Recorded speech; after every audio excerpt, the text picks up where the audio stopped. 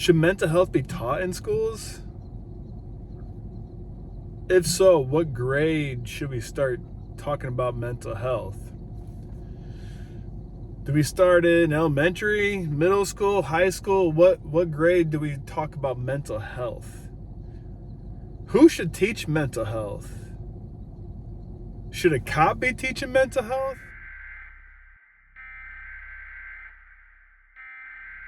Hours.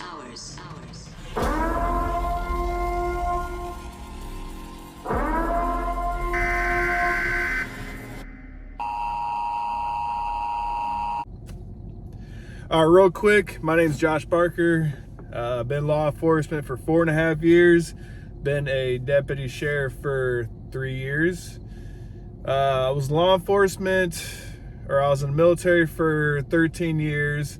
First 3 years, I was a mental health specialist. Got 1 year deployment to Iraq as a mental health specialist, where I helped people, therapy, counseling, taught classes. Then went special forces and became a Green Beret, and was a Green Beret for 10 years. I was a special forces instructor the last 4 years of my career before I got medically discharged. And I deployed twice with special forces before I became an instructor, both to Afghanistan for 2 years. So back to mental health. Mental health's probably my favorite subject to teach at schools. I just got done teaching a class at the middle school, the local middle school. And to me, you can't really start too young with mental health. And I know a lot of people say, hey, let kids be kids, let them figure things out. And you don't want them to grow up too fast. But let's be honest, they are growing up too fast. They're growing up faster than we ever did. They have social media they're influenced by, and the same people that are saying, let them be kids. Let them, don't talk about the hard stuff in life. Don't bring any hardships on kids, and don't talk about the uncomfortable stuff, right? Mental health. Who likes talking about mental health? That's all the uncomfortable stuff, right? Depression, anxiety, PTSD, you name it. There's over 200 mental health disorders out there, and nobody wants to talk about it. And so parents are saying, let kids be kids, man. Let them figure it out. And these are probably the same parents that allow social media to raise them, to raise their kids. Kids know way more than you think, and they know it all from social media and from schools. And if we don't talk about it, they're not going to know how to really understand how to deal with this stuff. They have more issues nowadays than we ever did. They're forced to grow up faster than we did because of social media and because a lack of parenting. And so I go back to the question, when should we talk about social media? Or when should we talk about mental health? And to me, I think a good age around the beginning of middle school. My kids are at the beginning of middle school, and honestly, I talk to my kids about mental health. I talked about it way before they've even gone to middle school. My oldest is in middle school. He's in 6th grade. But I talk about, I might not say mental health to them because they might not understand it, my younger ones, but I talk about the issues that surround mental illness, that surround mental health, and I talk about how to get past it, how to get through it. And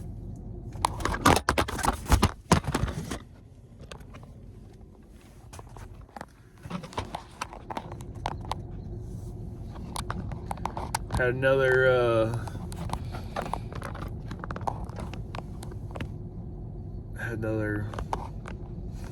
issue with my setup here. So when do we talk about it? It's never too early. Never too early to start talking about issues going on in your life. You know, when I went through issues with my own mental health issues, and the kids would see it, and I noticed they would see it, I wanted to explain to them what was going on. I wanted to explain to them about depression, PTSD, anxiety, panic attacks. My kids can recite that stuff better than most kids can because I'm very upfront about this stuff. So going back to this class, I addressed the whole middle school, right? I got the whole 6th grade through 8th grade middle school there, and we're talking about mental health. And I talk about what is stress? What are the two kinds of stress? You know, there's good stress, there's bad stress. There's, distress, there's eustress. They should understand that there's more than one kind of stress. In stress, you're going to be stressed out no matter what. You're going to experience stress no matter what throughout your entire life. Either good stress or bad stress. And they shouldn't just associate stress as being bad like most people do. Most people think about distress.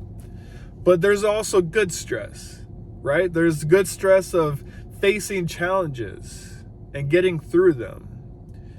Getting stressed about the preparations before a game, before a basketball game, for a baseball game, football game, whatever it is, you're going to experience stress. So there's good stress, and you should take on stress, because if you don't take on stress, then you're going to be avoiding stress. And if you avoid stress at a young age, you're going to be avoiding stress your entire life. So I talk about my own experiences. I talk about my experiences of joining the military and being stressed. Talk about deploying and being stressed. I talk about going through special forces training and being stressed.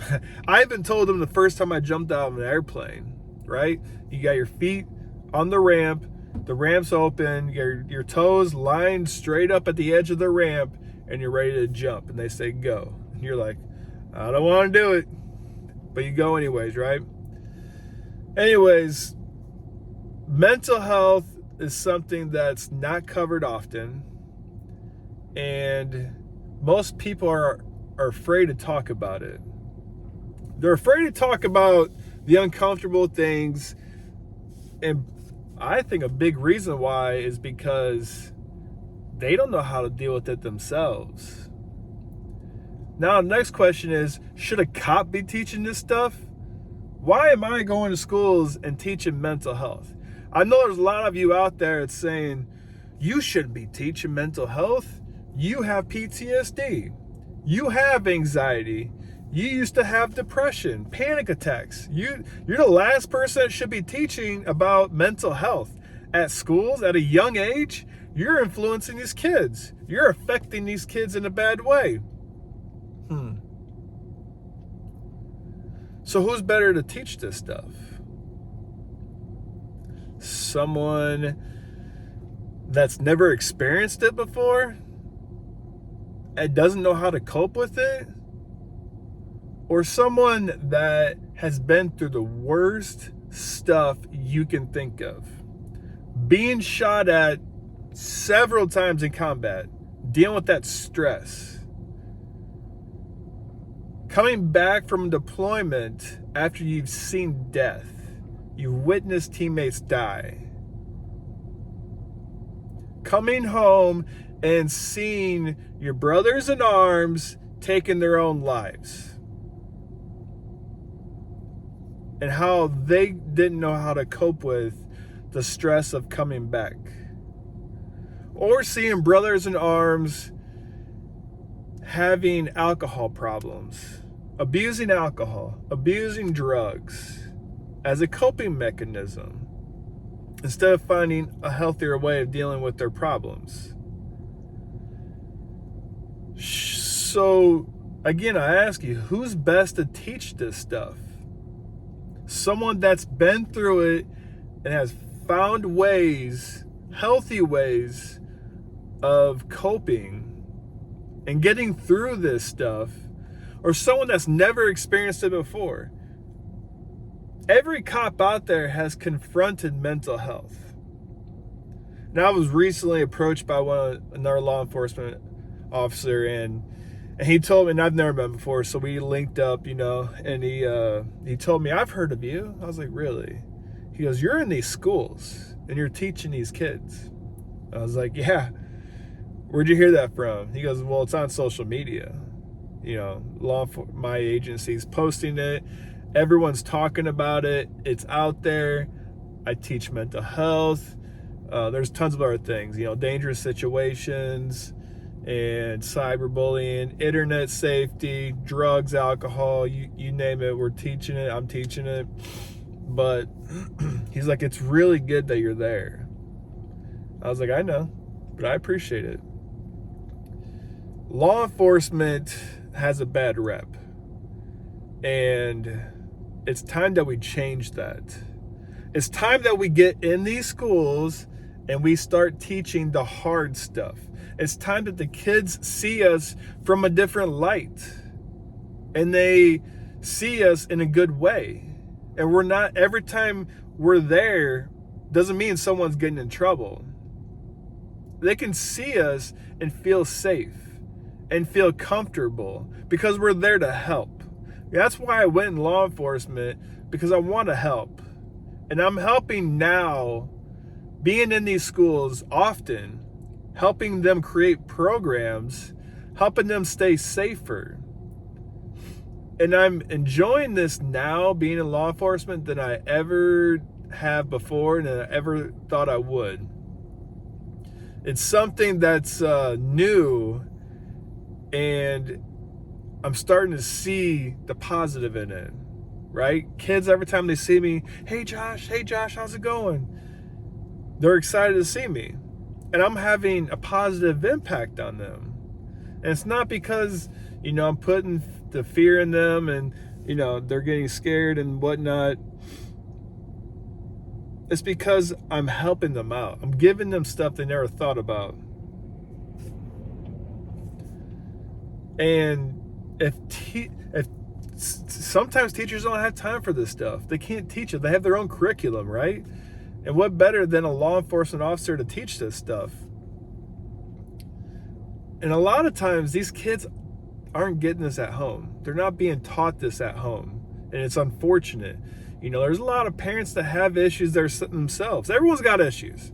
But a lot of people have issues, severe issues. Alcoholism, drug addiction. You name it, there's a lot of parents that have issues. These kids will never see a positive role model. And this might be the only chance we have to influence them. So I strongly believe the people that should be teaching this stuff in school are the people that have had these issues, that have gotten past these issues, and know how to deal with these issues. And that's through therapy. That's talking. That's through eating good and taking care of yourself. That's through talking to your family, talking to buddies in arms, co-workers, friends, doesn't matter. You got to take care of yourself. But we also have to take care of the future. And the future are the kids. And they need our help. So that's what we're doing. If you got anything, that you think we should be doing, not doing, let me know. If you think someone could benefit from this video, go ahead and send it to them. Peace.